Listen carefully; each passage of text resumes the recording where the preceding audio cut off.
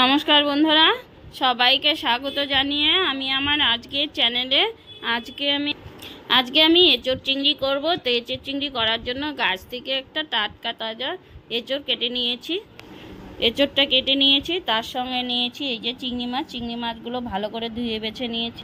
ভালো করে চিংড়ি মাছগুলো ধুয়ে বেছে নেওয়া হয়ে গেছে। আর নিয়েছি এখানে পেঁয়াজ কুচি, পেঁয়াজ কেটে নিয়েছি, রসুন ছুলে নিয়েছি, আলু এরকম করে কেটে নিয়েছি ছোট ছোট করে। আর এখানে কাঁচা লঙ্কা নিয়েছি, আদা, এই তো আদা। এগুলো এখন পেঁয়াজ রসুন কাঁচা লঙ্কা বেটে নেব। আর এখন এঁচোড়টা কেটে নেব বন্ধুরা। দেখো এই যে এঁচোড়টা কেটে নিয়েছি, দেখো 2 পিস করে। আমি এখন 4 পিস করে এখন কেটে নিয়েছি। এই তো এখন ভালো করে আমি আগে আঠাটা ছাড়িয়ে নেব, তারপর কেটে নেব বন্ধুরা। এখন অনেকগুলো পিস করে নিয়েছি।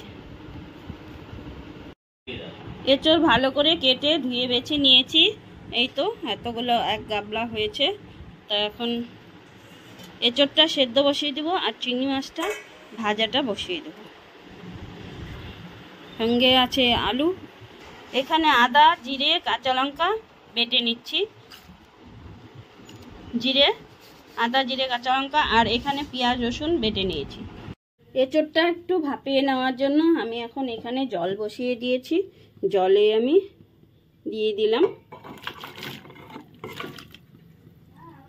লবণ হলুদ দেব। আর এখানে মাছ ভাজার জন্য তেল বসিয়ে দিয়েছি। চিংড়ি মাছ ভেজে নেব। এখন আমি এখানে 1 চামচ, যাতে তাড়াতাড়ি একটু সেদ্ধ হয়ে যায়, দিয়ে দিলাম লবণ। আর একটু হলুদ দিয়ে দিলাম। হলুদ লবণ দিয়ে আমি একটু ভালো করে নেড়ে দিলাম, আঠাটা চলে যাবে। আর এখন ঢাকা দিয়ে দেব। আমি এখন মাছ দিয়ে দিলাম, তেল গরম হয়ে গেছে।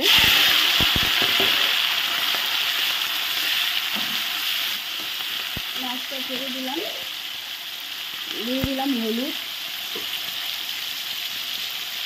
দিয়ে দিলাম পরিমাণ মতো লবণ হলুদ দিয়ে এখন মাছটা ভেজে নিচ্ছি। এই যে কালারটা সুন্দর লাল লাল হচ্ছে। মাছটা ভেজে আমি এখন উঠিয়ে নেব। হয়ে গেছে, আমি এখন তুলে নিচ্ছি। চিংড়ি মাছগুলো ভেজে তুলে নিয়েছি। এখন আলুগুলো ভেজে নিচ্ছি। সবগুলো আলু দেওয়া হয়ে গেল। একটু আমি লবণ দেবো, হলুদ দেবো, একটু লবণ দিয়ে দিলাম, ভেজে নিচ্ছি। হ্যাঁ, আমি এখন তুলে দিলাম আলুগুলো। কাঁঠালটা সেদ্ধ হয়ে গেছে।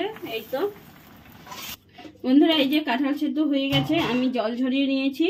আর এখানে আমার তেল গরম হয়ে গেছে। তেলে আমি দিচ্ছি এখানে 4টা শুকনো লঙ্কা, গোটা জিরে, 2টো গোটা তেজপাতা, আর এলাচ লবঙ্গ দারচিনি গোটা। আমি এখন সব কিছু তেলের মধ্যে ফোড়ন দিই। একটু ভালো করে ভেজে নিচ্ছি। আর এলাচ আমি এখন প্রথমে দিয়ে দিচ্ছি পেঁয়াজ আর রসুন বাটা।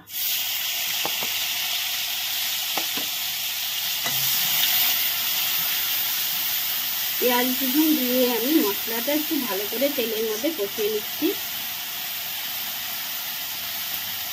আমি এখন দিয়ে দিচ্ছি কাঁচা লঙ্কা আদা জিরে বাটা।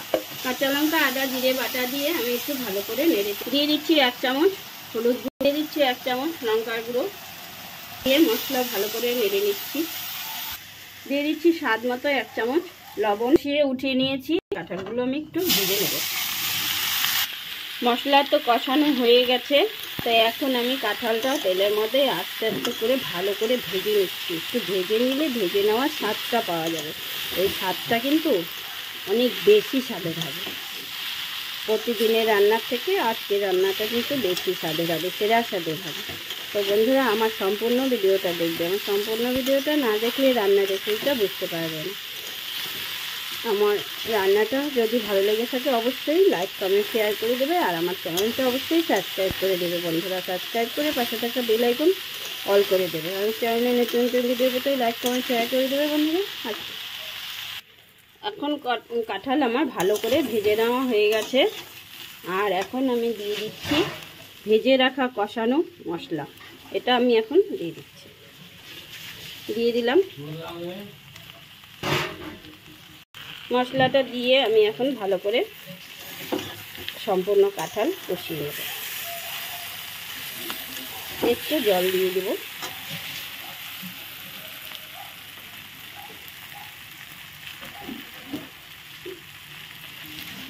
মশলার থালাটা দিয়ে আমি একটু জলটা দিয়ে দিই। ভাজা কষানো মশলা দিয়ে আমার কাঁঠালটা কষানো হয়ে গেছে। এখন আমি জল দিয়ে দেবো।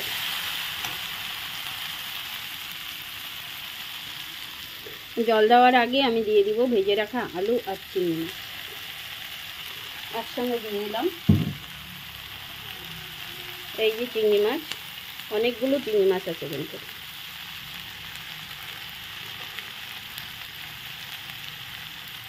চিংড়ি মাছ দিয়ে আমি এখন একটু জল দিয়ে দিচ্ছি আবার।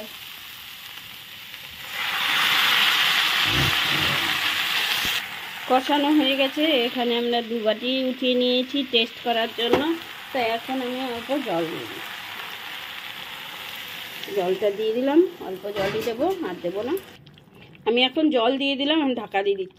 এখন আমার এঁচোড় চিংড়ি হওয়ার মধ্যে, তো আমি এখন 1 চামচ চিনি দিই। এঁচোড় চিংড়ি হয়ে গেছে আমার। এখন গরম মশলা গুঁড়ো দিয়ে দিলাম। গরম মশলা গুঁড়ো দিয়ে আমি একটু ভালো করে নেড়ে নিলাম।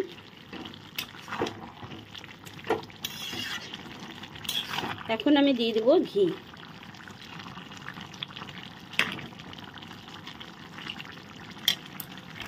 ঘি দিয়ে দিলাম।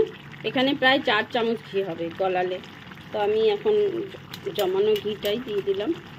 দিয়ে এখন একটু ভালো করে নেড়ে নিচ্ছি। তো হয়ে গেছে। দেখো রান্নাটা একদম কষানো করেই করেছি।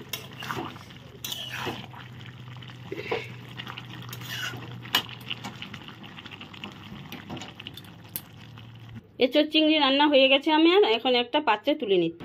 বন্ধুরা, এই যে আমার সেরা স্বাদের এবছরের সেরা এঁচোড় চিংড়ি রান্নার রেসিপি হয়ে গেছে। কেমন লাগলো রান্নাটা জানিও, আর আমার চ্যানেলটা অবশ্যই সাবস্ক্রাইব করতে। আজকের মতো এখানে রাখছি রান্নার রেসিপিটা। Tata, bye bye.